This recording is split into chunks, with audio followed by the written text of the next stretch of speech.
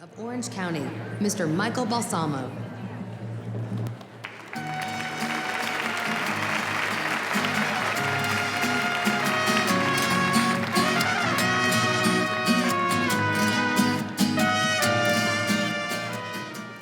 Good morning, everyone. It's great to see you all, and what an amazing venue that we are at this year.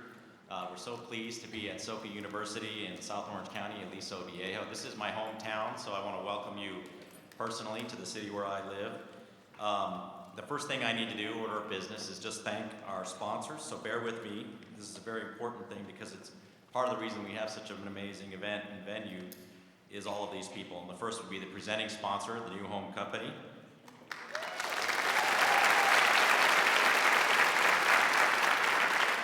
And for the remainder, please hold your applause until we get to the end.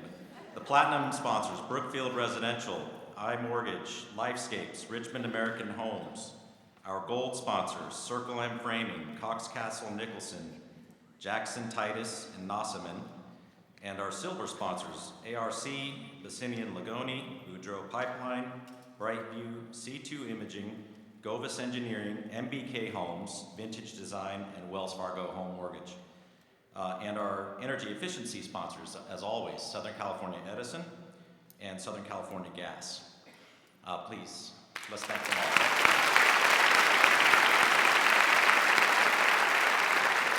I'd like to add that the bronze sponsors are listed on the various marketing materials around the venue, and we're thankful to all of them as well.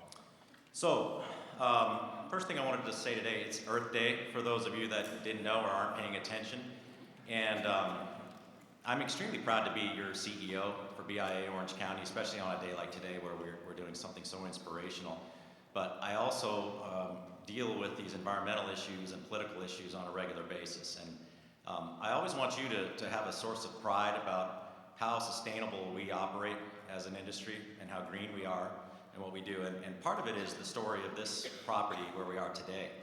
1979, the Mission Viejo Company dedicated 3,900 acres, which is the Aliso Wood Canyon Park that's immediately behind this building. I encourage you when we walk over to the lunch later, take a look around. There's over 30 miles of hiking trails, riding trails. That happened because of a landowner. It was actually Philip Morris, the tobacco company that owned Mission Viejo Company.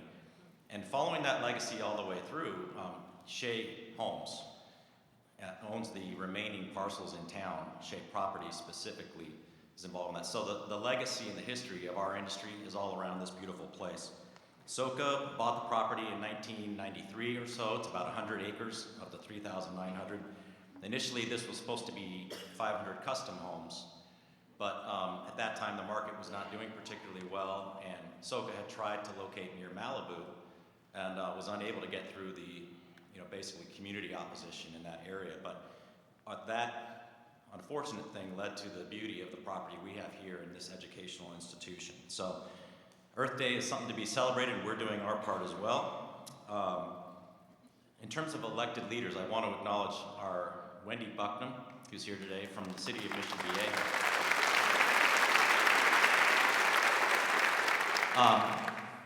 Wendy is a true leader, and I think what we're seeing, the trend locally, is more and more women engaging in the political process. I want to encourage all of you to think about that. I deal with elected officials every day, and what I find is that women are excellent listeners, generally better than the men that are in this field. They're also great communicators, and many times people have their armor on. We're unable to get to resolutions on issues, but I find that dealing with women in elected office, they're much more communicative, and I think that's a positive. So we need good leaders. And thank you to Wendy again for her leadership in Mission Viejo. This morning, the conference, I think the theme, Build Your Own Story, is very apropos because all of you have an individual and unique story. What you're going to hear today is going to be different for everybody. And I would encourage you to let yourself be transported. It's great that you all got a day away from the office today or your regular job location or home environment, whatever that may be. Please do allow your mind to wander and think about what the possibilities are in your own life. I think if we're even halfway successful you're going to be, I think, thrilled and excited about the potential. So the last thing I have to do is to bring up one of our favorite people in BIA, and she is the true example of the person who can do it all. She can balance career. She has 2 children. She is a graduate of UCLA. She is now the Chief Marketing Officer at the New Home Company, a fantastic position that she basically earned herself through her power of and her abilities in terms of marketing. So Joan, she's received the Max Tipton Award. She was our past president from 2015 for BIA Orange County. I could go on and on and on here, but Joan, please come forward, and thank you for all your leadership with the conference.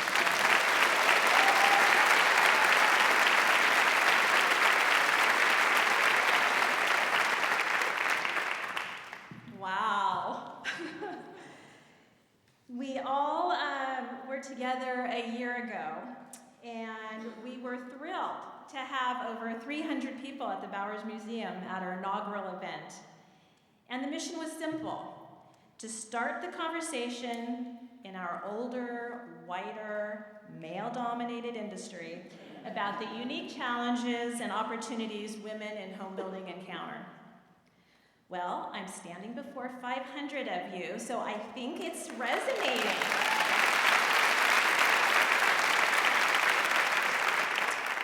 I'm truly honored to be the chair, but it was the committee, and can we have the house lights up a little bit, because I need to recognize some people that made today possible.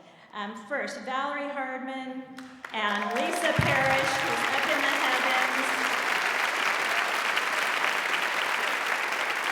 These 2 women were my co-chairs, and I don't know how they give and continue to give to our industry and do what they do. Unbelievable. Robin Merchant and Rada Garcia, who headed up our sponsorships, please stand up. And now, our entire 2016 Women in Home Building Committee, please take a stand and let's be recognized.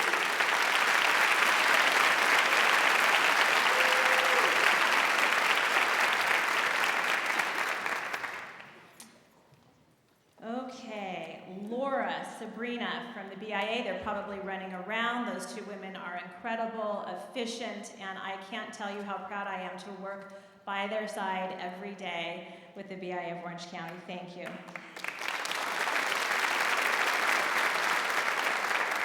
And there is one person here today. I believe he's probably the only CEO of a builder with us, but I wouldn't be here standing before you if it was not for Larry Webb. You not only support our efforts with the company, with your wallet, with the company's wallet, but more important, you support us with your heart and passion to transform our industry, Mr. Webb. So thank you.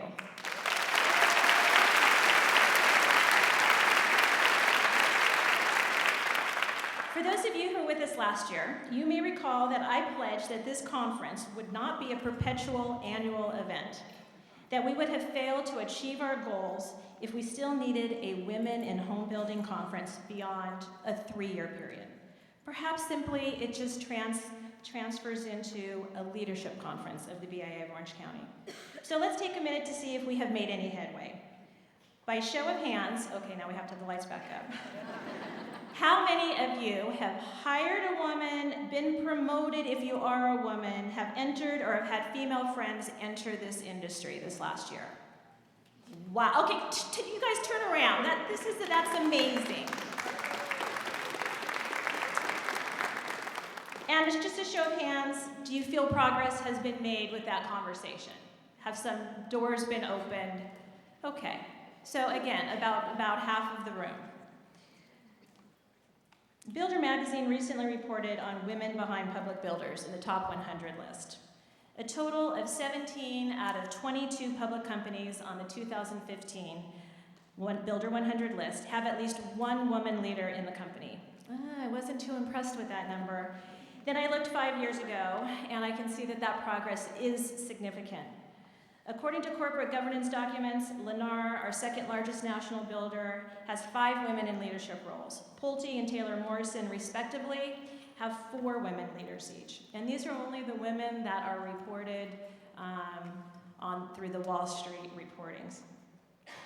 There are currently 21 women sitting on boards of directors of 15 different building companies. A total of 6 builders have 2 female board members each, including Pulte, Taylor Morrison, TriPoint, and the New Home Company.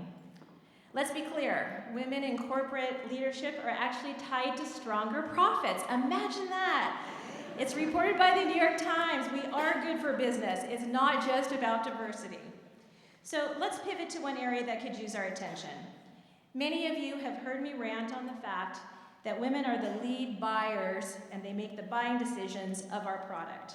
But yet our homes are designed and planned primarily by men. And most of you guys, male architects in the room, and I have lots of friends here, you're fabulous and you're enlightened, but you might not understand the needs of that vanity and something more than a toothbrush drawer in our bathrooms. Just yesterday, the LA Times printed an article titled, "Why is Architecture So Male-Dominated?" The lead-in was this: architecture remains a tough profession for women to crack. In the US, even though nearly half of architecture school graduates are women, only 18% of licensed practitioners are women. Confronted with lower salaries, given fewer career-building opportunities, and lacking mentors, female architects leave the field in disturbingly high numbers. It goes on to state that full-time female architects today still earn 20% less than male architects, according to the US Bureau of Labor Statistics. Can I please ask that our female architects in the audience please stand up? We've got Adele, Chang, Deborah. Okay.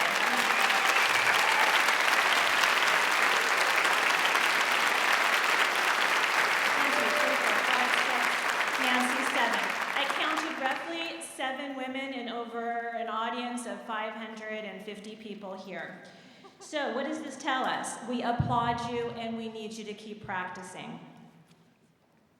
Let's pivot back. Wednesday evening was our BIA Southern California PAC event at the Nixon Library, and I had the pleasure of moderating a discussion with 2 nationally recognized political commentators from Fox News that both happen to be women.